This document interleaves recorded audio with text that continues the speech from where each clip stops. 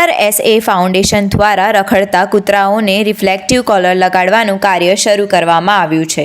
રખડતા કૂતરા રાત્રિના સમયે દૂરથી જ દેખાઈ જાય અને અકસ્માતના બનાવો બનવા ના પામે એ હેતુથી રખડતા કૂતરાઓને રિફ્લેક્ટિવ કોલર્સ લગાવવાનું કાર્ય RRSA ફાઉન્ડેશન દ્વારા શરૂ કરવામાં આવ્યું છે। આ પ્રોજેક્ટ થકી રખડતા કૂતરા અને એની સાથે મનુષ્યને થઈ રહેલ ઈજા અને જાનહાનિના કિસ્સા પણ ઓછા બનવા પામશે તેમ તેમનું જણાવવું છે। રિફ્લેક્ટિવ કોલર્સ બાંધવાની સાથે સાથે જે તે કૂતરાને હડકવા વિરોધી રસી પણ આપવામાં આવશે, જેથી કરીને કૂતરાઓને અને શહેરીજનોને હડકવા સામે પણ રક્ષણ મળી રહે। આ સંપૂર્ણ કાર્ય કરવા માટે સંસ્થાના 60 સ્વયંસેવકો અને 2 વેટરનરી ડોક્ટર્સ ખડેપગે રોકાયેલા હતા। એમ્બ્યુલન્સ, હડકવા વિરોધી રસી, અન્ય દવાઓ અને કૂતરાઓ પકડવાના સાધનો સાથે હાલમાં આણંદ અને વિદ્યાનગર ખાતે આ પ્રોજેક્ટને શરૂ કરવામાં આવ્યું છે।